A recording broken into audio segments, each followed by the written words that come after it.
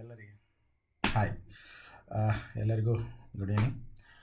ಇವತ್ತಿನ ನೆಕ್ಸ್ಟ್ ಎಪಿಸೋಡ್ಗೆ ಹೋಗೋಣ. ಇವತ್ತಿನ ವಿಡಿಯೋ ಬಂದು ಮೂಲ ಉದ್ದೇಶ, ನಾಳೆ ನೀವು ಎಲ್ಲರೂ ಯುದ್ಧಕ್ಕೆ ಹೋಗ್ತಾಯಿದ್ದೀರಿ. ಯುದ್ಧಕ್ಕಂದರೆ ಯುದ್ಧಕ್ಕಲ್ಲ, ನಾಳೆ ದಿನ ನೀವು ಎಕ್ಸಾಮ್ ಬರೀಕ್ಕೆ ಹೋಗ್ತಾಯಿದ್ದೀರಿ, ಸೋಮವಾರ ಮಂಡೇ ಆನ್ವರ್ಡ್ಸ್. ಸೊ ಅದರ ತಯಾರಿ ಒಂದು ಸ್ವಲ್ಪ ಮಾಡ್ಕೊಳ್ಳಿ ಅನ್ನೋ ಒಂದು ಕಾರಣಕ್ಕೆ ಇದು ಸಣ್ಣ ವಿಡಿಯೋನ ಮಾಡ್ತಾಯಿದ್ದೀನಿ. ಬಹುಶಃ ದೊಡ್ಡದಾದರೆ ರಿಸೀವ್ ಮಾಡ್ಕೊಳ್ಳಿ. ಸೊ ಎಕ್ಸಾಮ್ ಸಂಬಂಧಪಟ್ಟಂಥ ಮೊನ್ನೆನೇ ಆಲ್ರೆಡಿ ತಯಾರಿ ಬಗ್ಗೆ ಹೇಳಿದೆ. ಈಗ ತಯಾರಿ ಬಗ್ಗೆ ಹೇಳಲ್ಲ, ಎಕ್ಸಾಮ್ ದಿನ ನೀವೇನು ಮಾಡಬೇಕು ಅನ್ನೋದು ಮಾತ್ರ ಹೇಳ್ತಾ ಇದ್ದೀನಿ. ಅದಕ್ಕಿಂತ ಸ್ವಲ್ಪ ನನಗೆ ಮೊನ್ನೆ ಬಿಟ್ಟಂಥ ಅಂಶಗಳನ್ನು ಇಲ್ಲಿ ಸೇರಿಸ್ತಾ ಇದ್ದೀನಿ. ಮೊದಲನೇದಾಗಿ ಕಾಲೇಜ್ನಿಂದ ಎಲ್ಲರೂ ನಿಮ್ಮ ಗ್ರೂಪ್ನಲ್ಲಿ ಹಾಕ್ಬೋದು ಅಥವಾ ಕಾಲೇಜ್ನಲ್ಲೇ ಕೊಡ್ಬೋದು, ನಿಮ್ಮ ಹಾಲ್ ಟಿಕೆಟನ್ನು ನೀವು ರಿಸೀವ್ ಮಾಡ್ತಾಯಿದ್ದೀರಿ. ದಯಮಾಡಿ ಈ ವಿಡಿಯೋ ಕೇವಲ ನಿಮಗಷ್ಟೇ ಅಲ್ಲ, ಫಸ್ಟ್ ಬರೆಯುವಂಥವ್ರಿಗೆ, ಥರ್ಡ್ ಸೆಮ್ ಬರೆಯುವಂಥವ್ರಿಗೂ ಮತ್ತು ಫಿಫ್ತ್ ಸೆಮ್ ಬರೆಯುವಂಥ BA BSc BBA BCom BCA ಎಲ್ಲ ವಿದ್ಯಾರ್ಥಿಗಳಿಗೆ, ನಿಮ್ಮ ಫ್ರೆಂಡ್ಸಿಗೆ ಈ ವಿಡಿಯೋವನ್ನು ಶೇರ್ ಮಾಡಿ.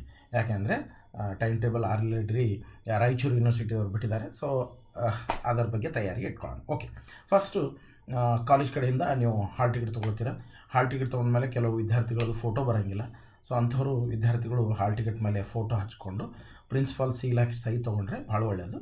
ಆಲ್ರೆಡಿ ನಿಮ್ಮ ಫೋಟೋ ನಿಮ್ಮ ಹಾಲ್ ಟಿಕೆಟ್ನಲ್ಲಿ ಬಂದರೆ ತುಂಬ ಚೆನ್ನಾಗಾಯಿತು. ಸೊ ಅದರದ್ದು ನಿಮ್ಮ ವಿದ್ಯಾರ್ಥಿ ಸಹಿ ಎಲ್ಲಿರುತ್ತೆ ಅಲ್ಲಿ ಸೈನ್ ಮಾಡ್ಕೊಂಡ್ಬಿಡ್ರಿ. ನೆಕ್ಸ್ಟ್ ಸ್ಟಾರ್ಟ್ ಎಕ್ಸಾಮ್ಗೆ ಹೋಗೋಣ. ಎಕ್ಸಾಮ್ಗೆ ಹೋಗೋದಕ್ಕೆ ಮುಂಚೆ ಡಿಗ್ರಿ ವಿದ್ಯಾರ್ಥಿಗಳನ್ನು, ಭಾಳಷ್ಟು ವಿದ್ಯಾರ್ಥಿಗಳನ್ನು ನೋಡಿದ್ದೀನಿ ನಾನು.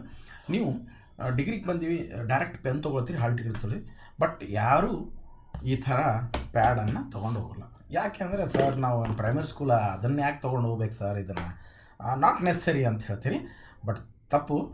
ಯಾಕಂದರೆ ನೀವು ಕೊಡುವಂಥ ಎಕ್ಸಾಮ್ ಸೆಂಟರ್ನಲ್ಲಿ ನಿಮಗೆ ಟೇಬಲ್ ಮತ್ತು ಕುರ್ಚಿ ಚೆನ್ನಾಗಿದೆಯಾ, ಟೇಬಲ್ ಮೇಲೆ ಇಟ್ಟು ಬರೀಲಿಕ್ಕೆ ಸಿಗುತ್ತಾ ಅನ್ನೋ ಒಂದು ಅಂಶ ಡೌಟ್ ಇರುತ್ತೆ. ಯಾಕಂದರೆ ಎಲ್ಲ ತೋಲಿ ಹಾಗಿರೋಂಗಿಲ್ಲ, ಕೆಲವು ಕಡೆ ಕುರ್ಚಿ ಮೇಲೆ ಕೂಡಿಸ್ತಾರೆ. ಸೊ ಅಂಥ ಸಂದರ್ಭದಲ್ಲಿ ಈ ಪ್ಯಾಡ್ ಇದ್ದರೆ ಭಾಳ ಚೆನ್ನಾಗಿರುತ್ತೆ ಅಂತ ನನ್ನ ಸಜೆಷನ್. ನಾಚ್ಕೊಪಟ್ಕೊಳ್ಬೇಡ್ರಿ, ಅಲ್ಲೇನು ಕೆಟ್ಟದ್ದು ಕೊಂಡಿಲ್ಲ, ಇದು ಕೊಂಡಿರಿ, ಎಕ್ಸಾಮ್ ಸಂಬಂಧ ಹೊಟ್ಟಿರಿ. ಪ್ಯಾಡ್ ಇಟ್ಕೊಳ್ಳೋಕ್ಕೆ ನಾಚಿಕೆ ಪಟ್ಕೊಳ್ಬೇಡಿ. ನಾಚಿಕೆ ಪಟ್ಕೊಂಡ್ರೆ ಜೀವನ ಸಕ್ಸಸ್ ಮಾಡಲಿಕ್ಕೆ ಆಗಲ್ಲ. ದಯಮಾಡಿ ಇದನ್ನು ಸ್ವಲ್ಪ ಕಲೀರಿ. ಏನು ನಾಚಿಕೆ ಪಟ್ಕೊಂಡು ಪ್ಯಾಡ್ ಇಟ್ಕೊಂಡು ಹೋದರೆ ಚಿಕ್ಕ ಮಕ್ಕಳು ಅಂತಾರೆ ಸರ್, ಅದನ್ನೇನು ತಪ್ಪು ತಿಳ್ಕೊಬೇಡಿ. ನೀವು ಎಕ್ಸಾಮ್ ಬರಿತಾ ಇದ್ದರೆ, ನೀವು ಒಬ್ಬ ವಿದ್ಯಾರ್ಥಿ, ಅದನ್ನು ಧೈರ್ಯವಾಗಿ ಇಟ್ಕೊಂಡು ಹೋಗಿ. ಇನ್ನು ಹೋಗುವಂಥ ಸಂದರ್ಭದಲ್ಲಿ ಪ್ಯಾಡ್ ಜೊತೆಗೆ ಪೆನ್ನನ್ನು ನಾನು ಹಳೆ ವಿಡಿಯೋದಲ್ಲಿ ಹೇಳಿದ್ದೀನಿ, ನೀವು ದಿನ ಬಳಸುವಂಥ ಪೆನ್ನನ್ನೇ ಬಳಸಿ. ಮತ್ತು ಮಸಿ ಪೆನ್ನು ಮತ್ತು ಜೆಲ್ ಪೆನ್ನನ್ನು ಬಳಸಬೇಡಿ, ಯಾಕಂದರೆ ಅದು ಇಂಕ್ ಇದಾಗುತ್ತೆ, ವಾಟರ್ ಪ್ರೂಫ್ ಇರೋಂಗಿಲ್ಲ. ಬಾಲ್ ಪೆನ್ನನ್ನೇ ಬಳಸಿ. ಸಾಧ್ಯ ಆದರೆ ಬ್ಲೂ ಪೆನ್ನು, ಸಾಧ್ಯ ಆದರೆ ಬ್ಲ್ಯಾಕ್ ಪೆನ್ ಬಳಸೋದಕ್ಕಿಂತ ಬ್ಲೂ ಪೆನ್ ಬಳಸಿದರೆ ಭಾಳ ಚೆನ್ನಾಗಿರುತ್ತೆ. ಬೇರೆ ಯಾವ ಕಲರ್ ಪೆನ್ನು ಕೂಡ ಬಳಸಲಿಕ್ಕೆ ಹೋಗಬೇಡಿ. ಇನ್ನು ನೆಕ್ಸ್ಟ್ ಬಂತು, ಈ ಆನ್ಸರ್ ಶೀಟ್ನಲ್ಲಿ ಸುಮಾರು ಒಂದು 36 ಪೇಜಸ್ಗಳು ಇರ್ತವೆ. ಅಲ್ಲಿ ಫ್ರಂಟ್ ಪೇಜ್ನಲ್ಲಿ UUCMS ನಂಬರ್, ಇದು ಒಂದು ಯುನಿಕ್ ನಂಬರ್ ಆಗಿರುತ್ತೆ. ನಿಮಗೆಲ್ಲ ಗೊತ್ತು, ಅಪ್ಲಿಕೇಶನ್ ಹಾಕೋದನ್ನು ಕೂಡ UUCMSನಲ್ಲಿ ಹಾಕಿರ್ತೀರಿ. ಸೊ ಅಲ್ಲಿ ಭಾಳಷ್ಟು ವಿದ್ಯಾರ್ಥಿಗಳು ಆನ್ಸರ್ ರೂಮ್ ಸೂಪರ್ವೈಸರ್ ಆಗುವಾಗ ನಾವು ಕೆಲಸ ಮಾಡುವಾಗ ವಿದ್ಯಾರ್ಥಿಗಳು ಮೇಲ್ಗಡೆ ಬಾಕ್ಸ್ನಲ್ಲಿ ಅಷ್ಟೇ ನಂಬರ್ ಹಾಕ್ತಾರೆ ಹೊರತು ಕೆಳಗಡೆ ಕೊಟ್ಟಿರುವಂಥ ಬಾಕ್ಸ್ನಲ್ಲಿ ರೌಂಡ್ ಅಪ್ ಮಾಡಿ ಫಿಲಪ್ ಮಾಡಲ್ಲ. ಇದು ಮಾಡಿದರೆ ಏನಾಗುತ್ತೆ, ಮಾಡಲಿಲ್ಲ ಏನಾಗುತ್ತೆ ಅನ್ನೋದು ಸ್ವಲ್ಪ ಇನ್ಫಾರ್ಮೇಷನನ್ನು ಕೊಡ್ತೀನಿ. ಮಾಡಿದರೆ ನಿಮ್ಮ ಸ್ಕ್ಯಾನ್ ಆಗುತ್ತೆ, ನಿಮ್ಗೆ ಯಾವ ಪೇಪರ್ ಏನು ಬೇಗ ಆಗುತ್ತೆ. ಮಾಡದೇ ಇದ್ದರೆ ಅವನ್ನೆಲ್ಲ ನೋಡಿ ಮತ್ತೆ ಪೇಪರ್ ಹಾಕಬೇಕಾಗತ್ತೆ. ದಯಮಾಡಿ UUCMS ನಂಬರ್ ಕರೆಕ್ಟ್ ಬರೆದು ಅದ್ರ ತೆಳಗೆ ಬಾಕ್ಸ್ U ಇದ್ದಲ್ಲಿ U, S ಇದ್ದಲ್ಲಿ S, M ಇದ್ದಲ್ಲಿ M, ಮತ್ತು ನಂಬರ್ಸ್ಗಳಿದ್ದಲ್ಲಿ 1 2 3 ಏನು ನಂಬರ್ ಇದೆ ಅದು ಕರೆಕ್ಟ್ ಪ್ರಕಾರ ಫಿಲಪ್ ಮಾಡಿ ಬಿಫೋರೇ ಕೊಟ್ಟಿರ್ತಾರೆ.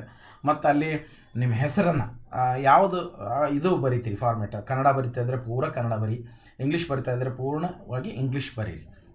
2 ಲ್ಯಾಂಗ್ವೇಜ್ನಲ್ಲಿ ನೀವು ಬರೆಯತಕ್ಕದ್ದು. ಇನ್ನು ಕ್ಲಾಸ್ ಇರುತ್ತೆ, ಸಬ್ಜೆಕ್ಟ್ ಇರುತ್ತೆ. ಸಬ್ಜೆಕ್ಟ್ನಲ್ಲಿ ಮತ್ತು ಬೇರೆ ಬೇರೆ ಇರ್ತದೆ. ಕಾನ್ಸ್ಟಿಟ್ಯೂಷನ್, ಇಂಡಿಯನ್ ಕಾನ್ಸ್ಟಿಟ್ಯೂಷನ್ ಅಂತ ಇರುತ್ತೆ, ರಾಜ್ಯಶಾಸ್ತ್ರ ಅಂತ ಇರುತ್ತೆ. ಸ್ವಲ್ಪ ನೀವು ಸಬ್ಜೆಕ್ಟ್ ಬಗ್ಗೆ ಕನ್ಸಲ್ಟ್ ಇಟ್ಕೊಂಡು ಬರೀರಿ. ಮತ್ತು ಇನ್ನೊಂದು ಭಾಳ ಜನ ವಿದ್ಯಾರ್ಥಿಗಳು ನೀವು ತಪ್ಪು ಮಾಡ್ತಿರ್ತೀರಿ. ಏನಂತ ಹೇಳಿದ್ರೆ, ಭಾಳಷ್ಟು ಜನ ವಿದ್ಯಾರ್ಥಿಗಳು QP ಕೋಡೇ ಹಾಕಲ್ಲ. ಸರ್ QP ಕೋಡ್ ಎಲ್ಲಿರುತ್ತೆ ಸರ್, ಕಾಣ್ತಾನೆ ಇಲ್ಲ. ಖಂಡಿತವಾಗಿಯೂ QP ಕೋಡ್ ಇರುತ್ತೆ. ಎಲ್ಲಿರುತ್ತೆ ಅಂದರೆ ಕ್ವಶನ್ ಪೇಪರ್ ಮೇಲೆ. ಸಾಧ್ಯ ಆದರೆ ಕೆಲವು ಸಂದರ್ಭದಲ್ಲಿ ನಿಮ್ಮ ಹಾಲ್ ಟಿಕೆಟ್ ಮೇಲೆ ಇರುತ್ತೆ. ಅದನ್ನು ಕನ್ಫರ್ಮ್ ಮಾಡಿಕೊಡ್ರಿ. ಹೊಸ ಹಾಲ್ ಟಿಕೆಟ್ ಹೇಗೆ ಬಂದಿದೆ ನನಗೆ ಐಡಿಯಾ ಇಲ್ಲ. But question paper QP code ಅಂಥೇಳಿ ನಿಮ್ಮ ಕ್ವಶನ್ ಪೇಪರ್ ಮೇಲೆ ಇರುತ್ತೆ. ಅದು QP ಕೋಡ್ ಹಾಕೋದನ್ನು ಮಾತ್ರ ಎಂದಿಗೂ ಮರೀಲಿಕ್ಕೆ ಹೋಗಬೇಡಿ. ಇನ್ನು ನೆಕ್ಸ್ಟ್ ಬರೆಸ್ತೀನಿ, ಯಾವ ಸೆಮಿಸ್ಟ್ರಿ ಬರ್ತದೆ ಆ ಸೆಮಿಸ್ಟ್ರಿಯಲ್ಲಿ ಬರೀರಿ. ಸೆಮಿಸ್ಟ್ರಿ ಇರುತ್ತೆ, ಫಸ್ಟ್ ಥರ್ಡ್ ಫಿಫ್ತ್, ಆ ಸೆಮಿಸ್ಟ್ರಿ ಬರೀರಿ. ಸಬ್ಜೆಕ್ಟ್ ಬರೀರಿ, ಪೇಪರ್ ಟೈಟ್ಲ್ ಬರೀರಿ. ಮತ್ತು ಇನ್ನೊಂದು, ವಿದ್ಯಾರ್ಥಿಗಳು ಸಹಿ ನೀವು ಸಂಪೂರ್ಣವಾಗಿ ಮಾಡಿರಿ. ಬಟ್ ಸೈನ್ ಮಾಡೋ ಸಲಕ್ಕೆ ಒಂದು ವಿಡಿಯೋ ಕ್ಲಾಸ್ ಮಾಡಬೇಕಾಗುತ್ತೇನೋ ಅಂತ ಅನಿಸ್ತಾ ಇದೆ. ಯಾಕೆ ಅಂತ ಹೇಳಿದ್ರೆ ಮೋಸ್ಟ್ ಆಫ್ ದಿ ಸ್ಟೂಡೆಂಟ್ ಏನು ಮಿಸ್ಟೇಕ್ಸ್ ಮಾಡ್ತಾರೆ ಅಂದರೆ ಸೈನ್ ಅಂದರೆ ಮಲ್ಲಪ್ಪ ಇದ್ದರೆ ಮಲ್ಲಪ್ಪ, ಕಲ್ಲಪ್ಪ ಇದ್ದರೆ ಕಲ್ಲಪ್ಪ ಬರೆದುಬಿಡ್ತೀರಿ. It's a wrong. ಯಾವಾಗಲೂ ನಿಮ್ಮ ಹೆಸರು ಬೇರೆ, ನಿಮ್ಮ ಸೈನ್ ಬೇರೆ. ಹೆಸರಿದ್ದಲ್ಲೂ ಕೂಡ ಏನು ಬರಿತೀರಿ? ಮಲ್ಲಪ್ಪ. ಸೈ ಇದ್ದಲ್ಲೂ ಕೂಡ ಮಲ್ಲಪ್ಪ ಅಂತ ಬರಿತೀರಿ. ಅದಲ್ಲ, ಹೆಸರಿದ್ದಲ್ಲಿ ಹೆಸರು ಬರಿಬೇಕು. ಸೈನ್ ಏನು ಮಾಡ್ಬೇಕು ಸರ್ ಅಂದರೆ, ನೀವೇನು ಚಿಕ್ಕ ಮಕ್ಕಳಲ್ಲ, ಇನ್ನೂ ಹೆಸರು ಬರೆಯುವಂಥದ್ದು ನಿಮ್ಮದೇ ಆದಂಥ ಒಂದು ಯೂನಿಕ್ ಸಿಗ್ನೇಚರನ್ನು ಅಥವಾ ಇನಿಷಿಯಲನ್ನು ನೀವು ಮಾಡ್ಕೊಳ್ಳೇಬೇಕಾಗ್ತದೆ. ಅದು ಬೇರೆಯವ್ರು ಬಂದು ಯಾರೂ ಹೇಳೋಂಗಿಲ್ಲ. ಸರ್ ಹೇಗೆ ಮಾಡಬೇಕು? ನಿಮ್ಮ ಹೆಸರು ಬರ್ಬೋದು, ನಿಮ್ಮ ತಂದೆ ಹೆಸರು ಬರ್ಬೋದು, ಅಥವಾ ನಿಮ್ಮ ಊರ ಹೆಸರು ಬರ್ಬೋದು, ಅಥವಾ ನಿಮ್ಮ ಅಡ್ಡೆ ಹೆಸರು ಅಥವಾ ಸರ್ನೇಮ್ ಅಂತ ಹೇಳ್ತಿರಲ್ಲ ಅದು ಇರ್ಬೋದು, ಅಥವಾ ಊರ ಹೆಸರು, ನಿಮ್ಮ ಹಳ್ಳಿ ಊರು, ಏನೇ ಒಂದು ಇರ್ಬೋದು. ಆ ಹೆಸರು ಸೈ ಹೇಗಿರಬೇಕು ಅಂತ ಹೇಳಿದ್ರೆ, ಅದು ಕಣ್ಣಿಗೆ ಕಾಣೋಂಗಿರಬೇಕು, ಚೆನ್ನಾಗಿರಬೇಕು, ಸ್ವಲ್ಪ ಅರ್ಥಗರ್ಭಿತವಾಗಿರಬೇಕು, ಮತ್ತು ಇನ್ನೊಬ್ರು ಯಾರು ಕಾಪಿ ಮಾಡಬಾರ್ದು, ಫೋರ್ಜರಿ ಮಾಡ್ಲಿಕ್ಕೆ ಬರಬಾರ್ದು. ಆ ಟೈಪ್ ಇರಬೇಕು. ಸುಮ್ಮನೆ ಮಾಡು ಅಂದರೆ ಏನೋ ಒಂಥರ ಮಾಡಿಬಿಡ್ತೀರಿ, ಅದನ್ನು ಯಾರೋ ಮಾಡೋದು ಹಾಗಲ್ಲ.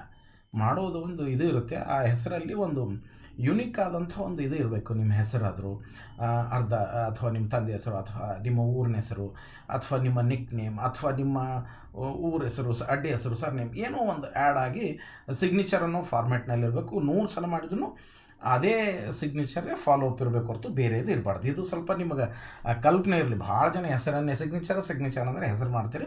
ಅದನ್ನು ಬಿಡ್ರಿ. ಯಾಕಂದ್ರೆ ನೀವೇನು ಚಿಕ್ಕ ಮಕ್ಕಳೆಲ್ಲ ಡಿಗ್ರಿ ಓದ್ತಾ ಇದ್ದರೆ ನಿಮ್ಮದೇ ಆದ ಸ್ವಂತಕ್ಕೆ ಇದೆ, ಆಲೋಚನೆ ಇದೆ. ಅದನ್ನು ಡಿಫ್ರೆನ್ಷಿಯೇಷನ್ಸ್ ಮಾಡಿ you can write in the examination. All the best examination, all the best ಅಂತ ಲಾಸ್ಟಿಗೆ ಹೇಳಲಿಲ್ಲ ಅಂತ ಬೇಜಾರು ಮಾಡ್ಕೊಬಿಡ್ರಿ. ಯಾಕೆ ಪಾಯಿಂಟ್ಸ್ನಲ್ಲಿ ಮರ್ತು ಹೋಗ್ಬಿಡ್ತೀನಿ. ಎಲ್ಲರಿಗೂ ಆಲ್ ದಿ ಬೆಸ್ಟ್. ಬಟ್ ದಯಮಾಡಿ ಒಂದು 2-3 ಡೇಸ್ನಲ್ಲಿ ನೀವು ಸಾಧ್ಯ ಆದಷ್ಟು ಓದಿ ನೋಟ್ಸ್ ಮಾಡಿ. ಯಾಕೆಂದರೆ ಈ ಡಿಗ್ರಿ ಎಕ್ಸಾಮ್ಗಳು ಬರೋದೇ ಹಾಗೆ ಇರ್ತವೆ. ನಾನು ಮೊದಲಿಂದನೂ ಹೇಳ್ತಿದ್ದೆ ನಮ್ಮ ಎಲ್ಲ ವಿದ್ಯಾರ್ಥಿಗಳಿಗೆ, ಎಕ್ಸಾಮ್ ಕ್ಲಾಸ್ ಮುಗಿದ ತಕ್ಷಣವೇ ಇರುತ್ತೆ. ಆ್ಯಕ್ಚುಲಿ November 14 ನಮ್ಮ ಲಾಸ್ಟ್ ವರ್ಕಿಂಗ್ ಡೇ.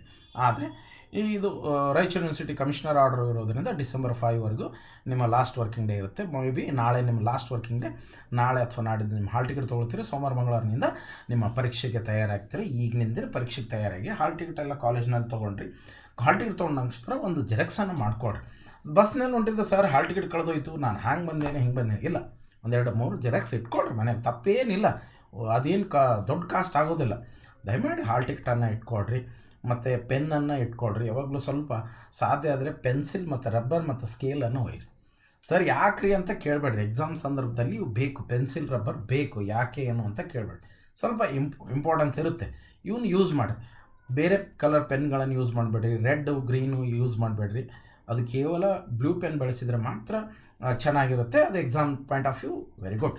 ಸೊ ಇನ್ನು ಈ ಸಂದರ್ಭದಲ್ಲಿ ರೂಮ್ ಸೂಪರ್ವೈಸರ್ ಕೂಡ ನೀವು ಅಬ್ಸರ್ವೇಷನ್ಸ್ ಇರಲಿ. ರೂಮ್ ಸೂಪರ್ವೈಸರ್ ಅವರು ಫಾರ್ಮ್ ತೊಗೊಂಡು ಬರ್ತಾರೆ, ಅಲ್ಲಿ ಸಿಗ್ನೇಚರ್ ಮಾಡೋದು, ನಿಮ್ಮ ಆನ್ಸರ್ ಶೀಟ್ ನಂಬರ್ ಬರೆಯೋದು. ಅವರು ಏನಾದರೂ ಮರ್ತಿದ್ರೆ ಸರ್ ಅದನ್ನು ನಾನು ಮಾಡಿಲ್ಲ ಸಿಗ್ನೇಚರ್ ಅಂಥೇಳಿ ಅವ್ರ ಕಡೆ ಹೇಳಿ ಮಾಡಿಸಿ.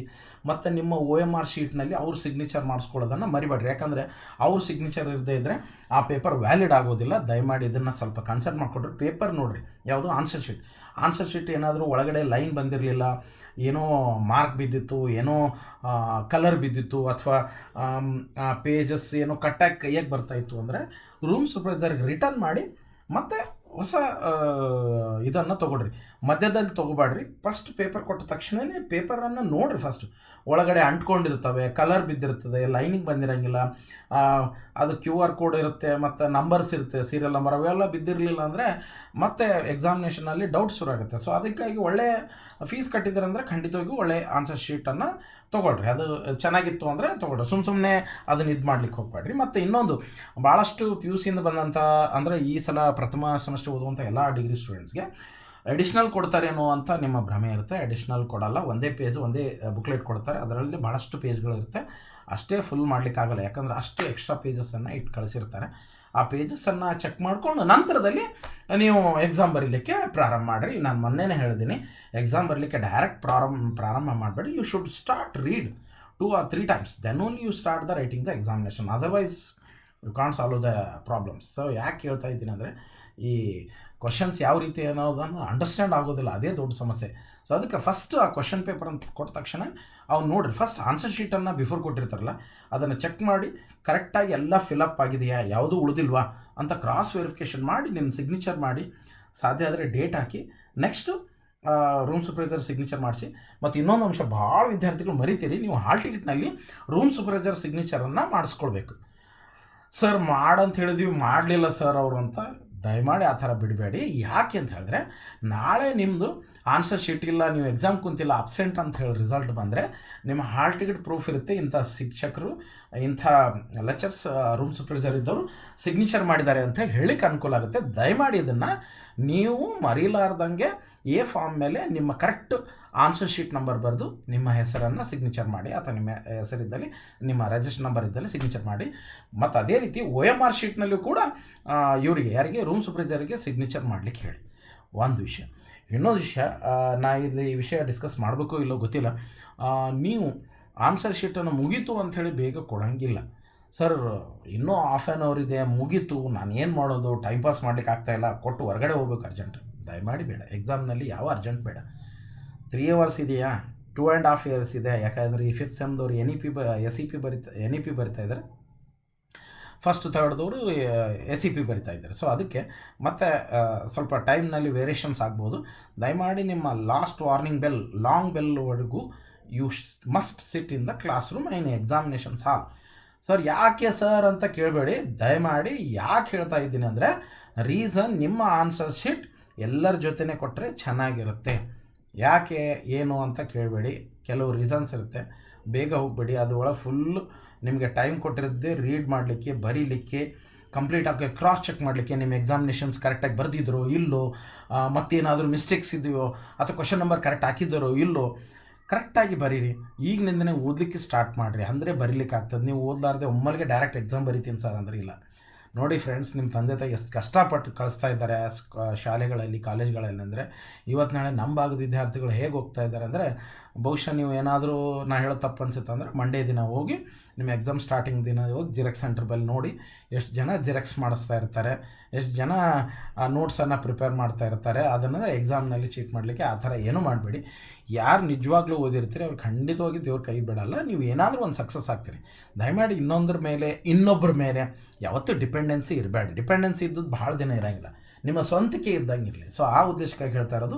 ಸ್ವಲ್ಪ ನೀವು ಪ್ರಿಪ್ರೇಷನ್ಸ್ ಆಗಿರಿ. All the best. ಸ್ವಲ್ಪ ಹಾರ್ಡ್ ವರ್ಕ್ ಮಾಡಿರಿ, ಹಗಲು ರಾತ್ರಿ. ಮತ್ತೊಮ್ಮೆ ಈ ಸಮಯ ಬರಲ್ಲ. ಈಗ ನಾನು ವಿದ್ಯಾರ್ಥಿಯಾಗಿ ಕೂಡ್ಲಿಕ್ಕೆ ಬರಲ್ಲ, ನಮ್ಮ ಮುಗೀತು ಟೈಮು. ಈಗ ನೀವು ವಿದ್ಯಾರ್ಥಿಗಳು, ಈಗ ನೀವೇ ಡಿಗ್ರಿ ಫಸ್ಟ್ ಇಯರ್ ಬಂದರೆ ನೀವು ಹೋಗಿ PUC ಕೊಡ್ತೀನಿ ಸರ್ ಅಂದರೆ ಅಲೋ ಇಲ್ಲ ಚಾನ್ಸು. ಅದಕ್ಕೆ ಲೈಫನ್ನು ವೆರಿ ಸೀರಿಯಸ್ ಆಗಿ ತೊಗೊಳ್ರಿ. ಸ್ವಲ್ಪ ಸ್ಟ್ರಗಲ್ ಮಾಡಿರಿ. ನಿಮ್ಮ ಮಾರ್ಕ್ಸ್ ತೊಗೊಂಡ್ಮೇಲೆ ಏನು ಗ್ರೇಡ್ ಬರುತ್ತಲ್ಲ, ಆವಾಗ ನೋಡಿರಿ ಪೇರೆಂಟ್ಸು, ಮನೆಯೊಳಗಿನ ಫ್ಯಾಮಿಲಿ ಮೆಂಬರ್ಸು, ಫ್ರೆಂಡ್ಸ್ ನೋಡುವಂಥ ದೃಷ್ಟಿಕೋನ, ಶಿಕ್ಷಕರು ನೋಡುವಂಥ ದೃಷ್ಟಿಕೋನ, ಸ್ವಲ್ಪ ಅದನ್ನು ಸಿಟ್ ಮಾಡಿಕೊಡ್ರಿ. ಏನಾದರೂ ಮಾಡಿರಿ ಪ್ರಯತ್ನ.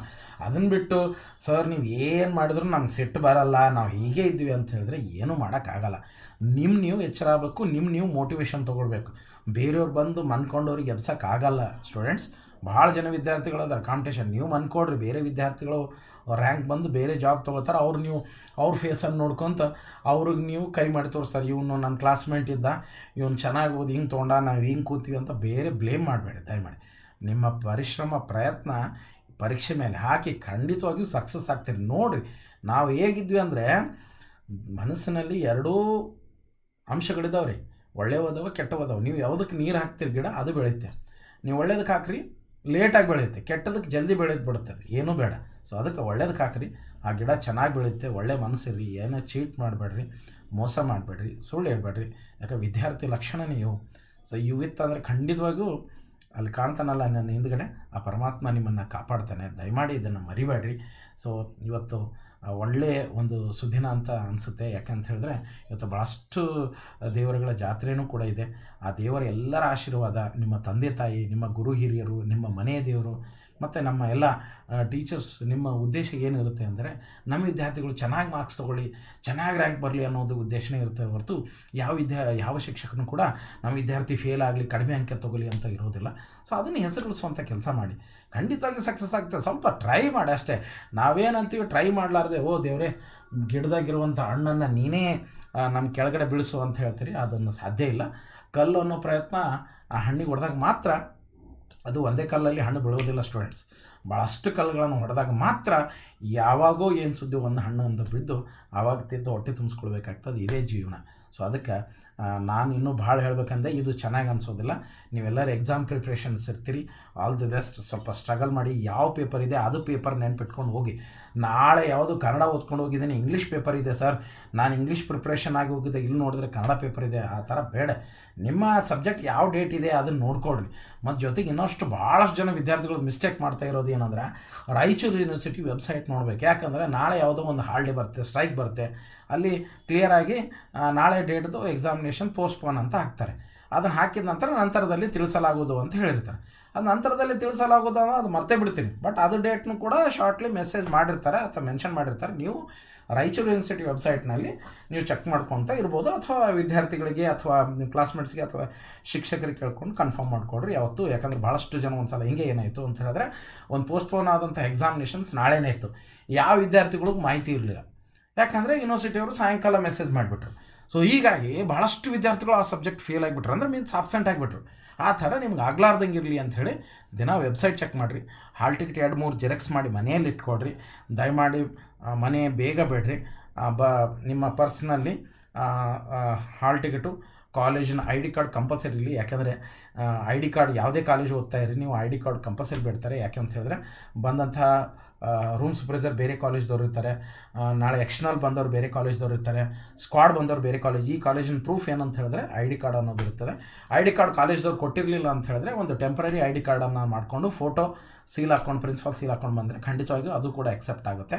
ಭಾಳ ಜನ ವಿದ್ಯಾರ್ಥಿಗಳು ಆಧಾರ್ ಕಾರ್ಡ್ ತರ್ತೀರಿ. First college I D card preference ಕೊಡಿರಿ. ಒಂದು ವೇಳೆ ಸಾಧ್ಯವಾಗದೇ ಇದ್ದರೆ ಆಧಾರ್ ಕಾರ್ಡ್, ಅದು ಕಾಲೇಜಿನವ್ರು ಕೆಲವು ಮಂದಿ ಎಕ್ಸೆಪ್ಟೆನ್ಸ್ ಮಾಡ್ಬೋದು, ಕೆಲವು ಮಂದಿ ಎಕ್ಸೆಪ್ಟೆನ್ಸ್ ಮಾಡದೇ ಇರ್ಬೋದು. ಸೊ ಅದಕ್ಕೆ ಕಾಲೇಜ್ ಐ ಡಿ ಕಾರ್ಡ್ ಇದ್ದರೆ ಬಹಳ ಚೆನ್ನಾಗಿರುತ್ತೆ ಅನ್ನೋ ಒಂದು ಸಜೆಷನ್ ಹೇಳ್ತಾ, ಮತ್ತು ಇನ್ನಿತರ ವಿಷಯಗಳನ್ನು ಮತ್ತೆ ನೆಕ್ಸ್ಟ್ ಕ್ಲಾಸ್ನಲ್ಲಿ ತಿಳ್ಕೊಳ್ಳೋಣ. ಮತ್ತು ನಿಮ್ಮ ಭೇಟಿಯಾಗೋಣ. ಸದ್ಯ ಇಷ್ಟು ಮಟ್ಟಿಗೆ ಸಾಕು. ಎಲ್ಲರಿಗೂ all the best and good luck. Thank you.